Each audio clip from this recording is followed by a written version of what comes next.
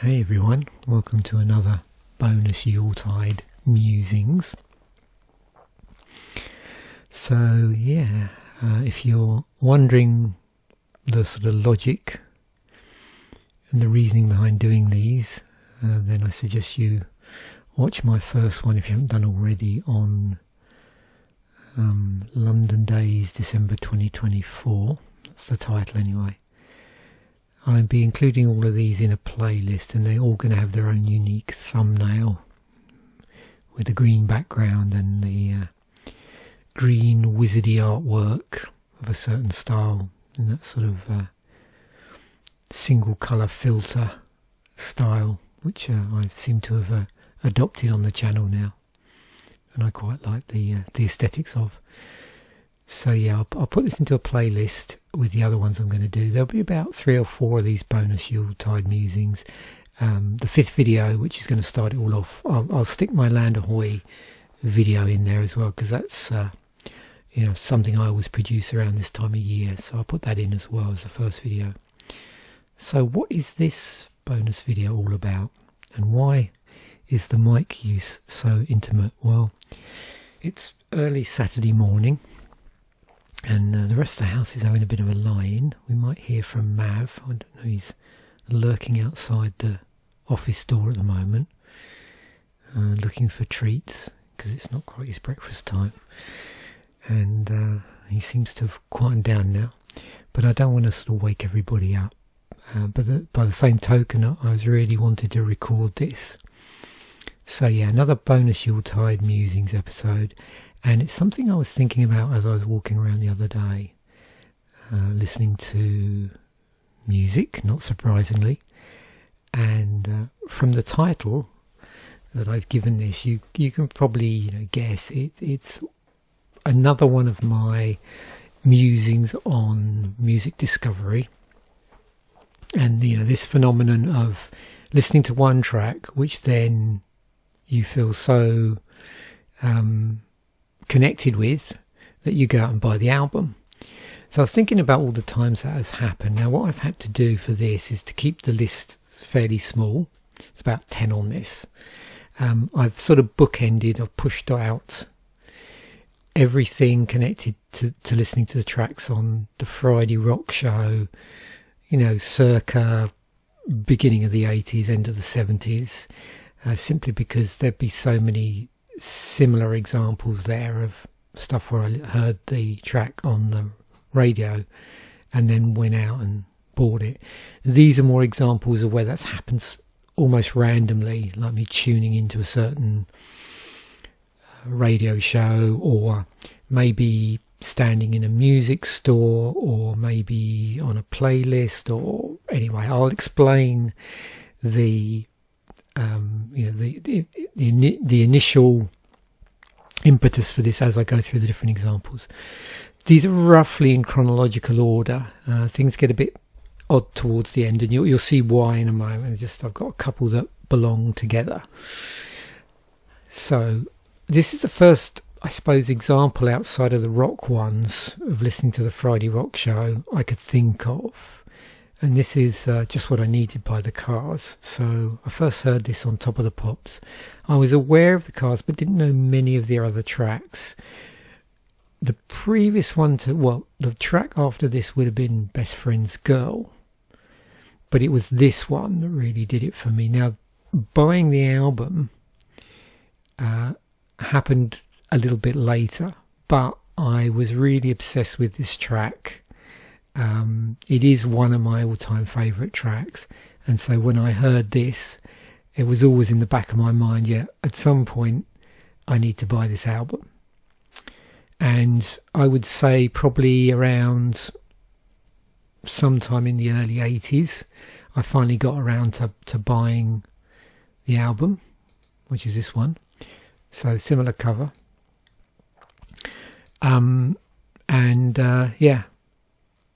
It's the only Cars album I actually own.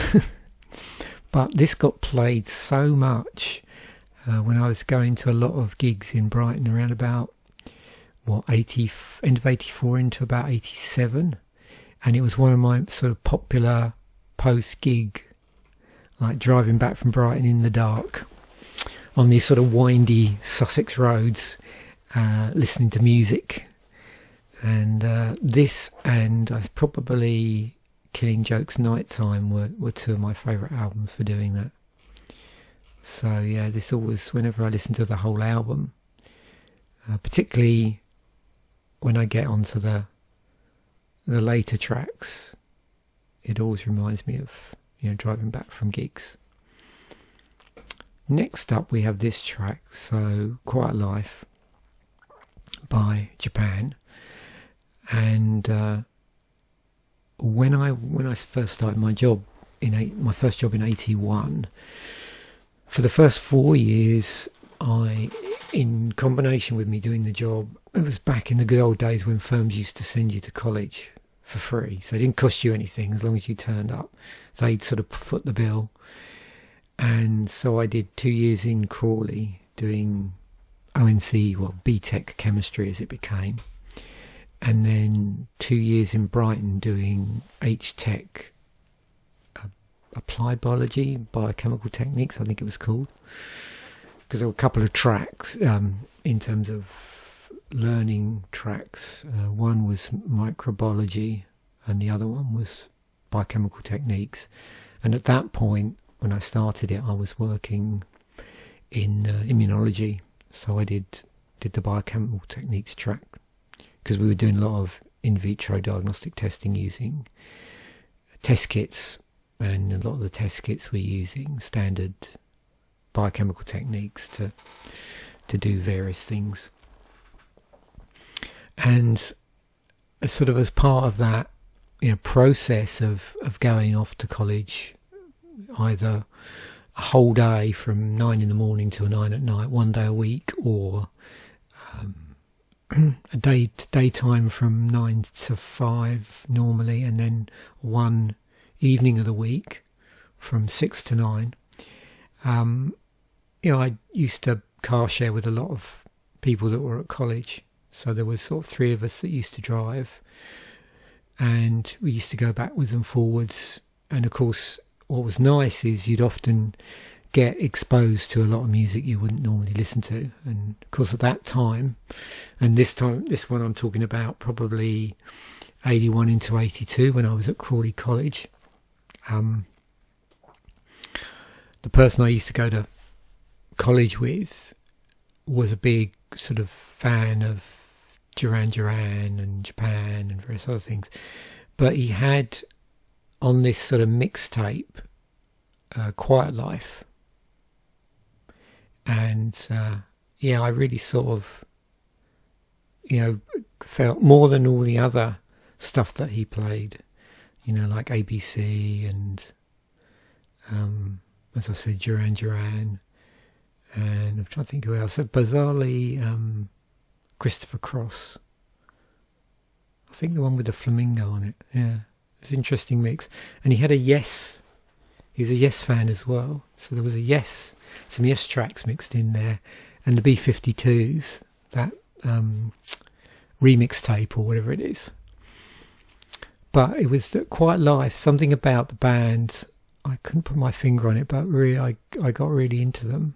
And so as a result of hearing this song, sometime later I went and bought this album, Quiet Life. And this was one particularly, I don't know if it was the second side again, but I have this on vinyl, I think, if that's right. Yeah, I have this on vinyl, so I sort of transferred it to tape. I may have bought a tape copy of it as well. And often this was a nice one when I was coming back, probably more just trying to think when that would be. That would not something much the mid-80s. It'd probably be the early 80s actually. Probably sometime around 82. And when I did, get this album, I played it a lot coming back from clubs, from nightclubs, particularly Quiet Life. But it's got some nice like slow tracks on there as well, like The Other Side of Life and Despair. It's a pretty slow track. And I had a strange mixtape with Despair on it and Young Girl Blues by Sammy Hagar. Trying to remember what album that's from. Is it 9 on a 10 scale? Something like that, anyway. Yeah, so it's another track where I listened to the single or the track so much, liked the track so much, I bought the album. And as we go down the list, the gap between listening to the track and buying the album gets shorter because of, disposable income reasons. All Stood Still. So, yeah, I'd been aware of Ultravox from, probably hearing Vienna, I think, initially, but didn't necessarily warm to them. So that came out in 81. And then sometime in the early, probably about 81, 82, there was a roller disco close to where I worked. And they used to do these all-nighters there, which was a good excuse to sort of drink into the early hours. And I went along with a group of friends from work. I am the most appalling skater, and I'm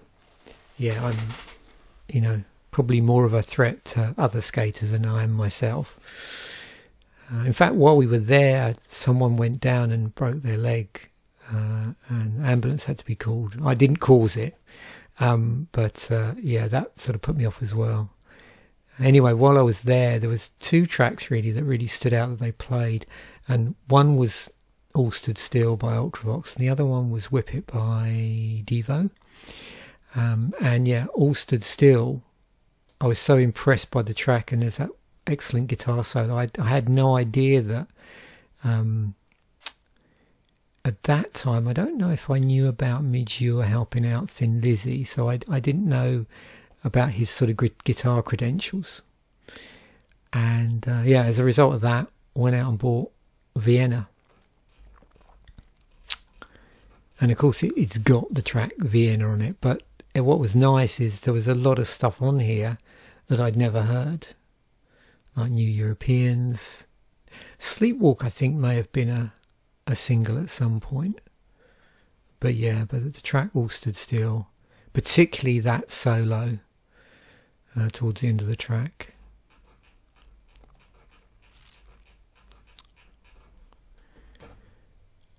This is an interesting one. Another band I didn't really warm to initially. I think one of my brothers had the previous album, and I wasn't that interested in listening to it. But then Shout came out fairly early, so November 84. I think We're Seeing a Moment, the album was released in 85, and me and a group of friends that, again, I think it was more when we used to go out clubbing or just driving around Sussex, got really obsessed by this track and used to play it all the time in the car, over and over again. I think a friend had recorded it off the radio or something, and we were chomping at the bit for the album to come out. And so when it finally did come out, I pretty much bought it the day of release. And I played this so much. So this would have come out in, 85, so February 85. So it was a 3-month gap there between the single being released and the album coming out. So I was like I say, chomping at the bit to buy this, and it just got played over and over again. All my friends used to play it. We used to play it in the car when we were going out to nightclubs, or in 84, 85 I would have been going to gigs as well. So it was a popular one to play going to gigs, coming back. So here's one where example, I've spoken about this before, where you're in a record shop and a song comes on, you don't know the band, straight away, and you sort of go over and ask the person in the store, who that is, and they say, oh, it's, in this case, I heard the track I heard was New World Order. I didn't know that was the track. I didn't know the band really is Ministry. So I went over and said, oh, it's an industrial band called Ministry, and this is one of the tracks off the new album. So this came out in '92, and I literally bought the album there and then in the shop, just through hearing that one track. It's interesting. If you never heard this album, really interesting combination of stuff. And then as a result of that, I infilled quite a bit. Like bought earlier albums, bought a video, a DVD. I'm just looking at these, actually thinking, all of these other ones I've mentioned, how many where I did a lot of back catalogue purchasing, and really it was only Japan. Thinking about it, I didn't buy a ton of Ultravox. Didn't buy a ton of the cars, but with Japan, definitely I went down a massive Japan rabbit hole. And with Ministry, little bit of Ministry rabbit hole. Basically their industrial albums before this, and also this came out on DVD, in case you didn't feel like showing up. And it has New World Order on it, Just One Fix, Jesus Built My Hot Rod, with Gibby Haynes on it. But like a lot of people, where you get this like first track on side one, if you've got one of those auto reverse things on your cassette player in the car, that's basically what I used to do a lot. Is I'd play this track and then put it on auto rewind, it just go back to the front and just keep doing that over and over again. Moving on, so round about, when would it be? This is the 2000s. Yeah, this is probably about right. I was driving back a lot from teaching college in the evening, particularly like one night a week, and while I'm driving back at about, I don't know, just after 9-10 o'clock at night, doing like an evening session with adult education students who worked during the daytime like I did. At that point I was working for myself, but they were working for businesses, and so they would do that thing that I did often when I was doing my, I was talking about doing my chemistry and my biochemistry, of doing a day release session at college, one day a week. So the business would send them, and this was on an information management course. So I taught on that couple of units, one on managing information, one on management information systems, and then I did a bit of project management as well towards the end, and a few other random things that they got me to do with information management and information theory. But one evening driving back, listening to, I think it was Radio 2, so a lot of times I just listened to fairly easy, listening radio, and at that point Radio 2 I think had become one of the most popular record stations on the BBC, or music stations on the BBC, and this came on. So it was a version of Over the Rainbow by Eva Cassidy, who when I heard it in 2001, by then was had sadly passed away, and as a result I went out and bought this compilation, Songbird, which has got some cool stuff on it. So there's like an original version there, and then there's a later one. But it's got a really good cover of Fields of Gold by Sting, Autumn Leaves, Songbird. It's a Fleetwood Mac song written by Christine McVie. You can see these are all covers. It's a great album. If you've never listened to Eva Cassidy before, it's a great gateway album, I reckon. Didn't go down too much of a rabbit hole. I might have bought one other album, but I just like this album so much. I just played it over and over again.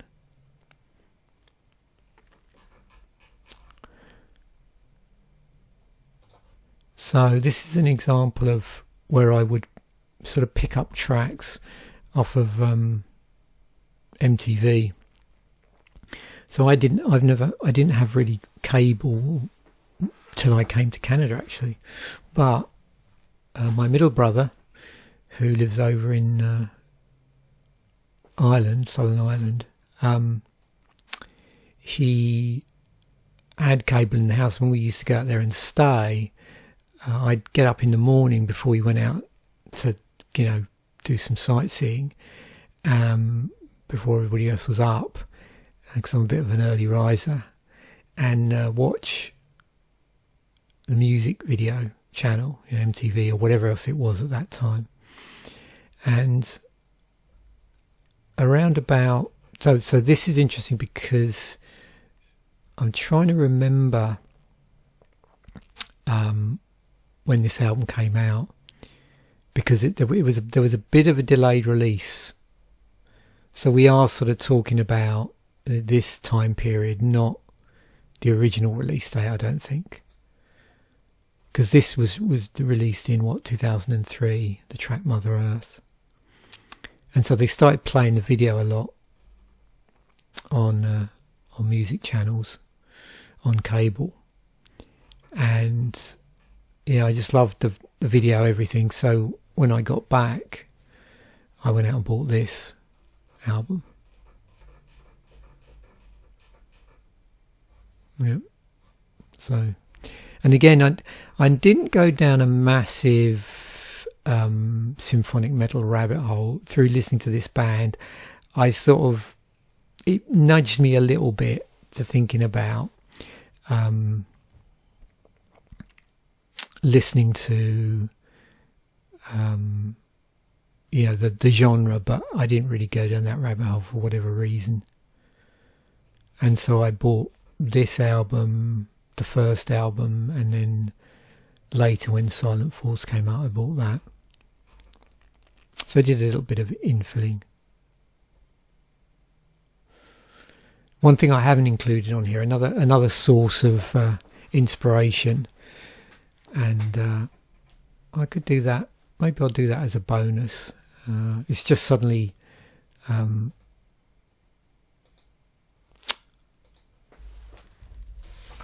thought of something actually as I'm doing this. So why don't I improvise a little bit here?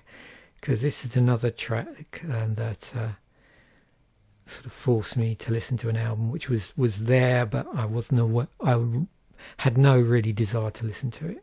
So I was listening to other stuff, and I can visualize the album in my head now, and I'm now just the name's on the tip of my tongue, and I'm trying to think what it would be. I know. So this is where I heard it. Daredevil film. I think that's right. 2003. Yep. Where's the music? Okay, we're going down a bit of a side roll here. There we go. That's the track. So this track, Bring Me to Life. I'm not sure how long the album Fallen had been out. I'd sort of seen it in the record stores, and I didn't quite know much about Evanescence. But what happened was I went to see the film Daredevil, and this was on there, and somewhere along the line, I don't know quite the order of this, but I remember seeing the video as well, and then I went out and bought, I should buy this album. So yeah, so a bit of a, I'm not, like I said, I'm not sure how delayed my purchase of this is. And once I got this, I just played it to death. Again, didn't really go down too much of a a rabbit hole for this. But and this seems to be a common thing with some of the ones I'm picking here. It was like almost like one and done. I got obsessed with the track, thought, yeah, I've got to buy the album. Really loved the album, played it incessantly, and then didn't sort of infill too much. I think all we've been through so far, most of the stuff that I infilled was basically some Ministry stuff and some Japan stuff. So moving on, this is another example of driving home from college, listening to BBC Radio 2, and there was a cover of, so this is a list of Led Zeppelin covers, okay, all the times on Wikipedia, and Stairway to Heaven with a cover by this band who I knew nothing about came on, and then the announcer said who it was. I'd sort of made a mental note of it, and at that point I had access to the internet, so I went straight home, looked it up, and I'm trying to remember if I bought the album at the time or whether I just coincidence. I happened to be, I think what actually happened was I happened to be taking a trip over to Ireland again the following week and picked it up in a record store over there, I think that's right. But it was pretty cool because it had this cover on it as well of Metallica's Orion. So if you've never checked this band out, super interesting musical duo. Yeah, and they do these. They got their own stuff, but yeah, occasionally on their albums you'll get. I don't know how much they actually do covers of things, but both the Stairway to Heaven cover and Orion particularly are really worth checking out. And I used to play this a lot. Mainly driving back from college actually once I bought it. So then we move on to two that are connected. And there's a funny story to this one. So what happened was, and I'm trying to place this on a timeline, and this is one of the reasons why I put these at the end, but sometime in the 2000s I went on a bit of a female singer-songwriter jag, which happens now and again. And so I started listening to some Sarah McLachlan, Heather Nova, I'm trying to think who else. There's about 3 or 4 female artists who I'd sort of bought random CDs by. And it was at that point, I think I've mentioned before, sometime in the mid-2000s, where a lot of people were selling off their CD collections through Amazon. So I was picking up all these sort of cheap, relatively cheap, pretty much, as new CDs. And Surfacing was one of them. I then sort of got that out of my system a bit. So I listened to one, CD by each of these artists and then promptly forgot about it. Fast forward to around 2007, 2008, when I'm on MOG, and by a sort of series of fortunate events, end up becoming friends with somebody online who ultimately went on to be my wife. And she played me. We used to exchange music backwards and forwards through MOG, but also other means as well. She played me Building a Mystery, and I thought, this is awesome, and went out and bought the album, only to realise after the fact that I actually already owned the album because I'd bought it when I went on that female singer-songwriter jag. So yeah, what happened was I went to rip it because I'd already ripped it, and then realised, hang on, it says there's already a folder here. So when I came over, the first time I came over to Canada, before I came over, I sort of asked my future wife, do you have a copy of this? And she said, actually, no, I don't have a copy. So would you like? Yeah. So basically, I gave her my copy, my second copy. And there's only been 2 instances outside of buying stuff deliberately to replace something that's damaged. So with books, I've done it a few times with Lords of the Rings stuff where I've read them so much the book's fallen to pieces. But there's 2 instances on top of my head I can think where I've unintentionally bought stuff a second time. One is this album, and the other one is a DVD of The Matrix. Having already owned it, for some bizarre reason I thought I didn't, and then bought a second copy. I mean, I've rebought copies of albums in different formats. That's the thing, where you own an album on CD and maybe you buy it on CD several years later, or you own an album on vinyl and for convenience you buy a cassette version. But yeah, that's the only 2 I can think of off the top of my head where I've inadvertently bought something twice. This album and the DVD of The Matrix. And then also sort of connected in with music that was going backwards and forwards between both of us in like 2007 into 2008 is this band. And it's not, one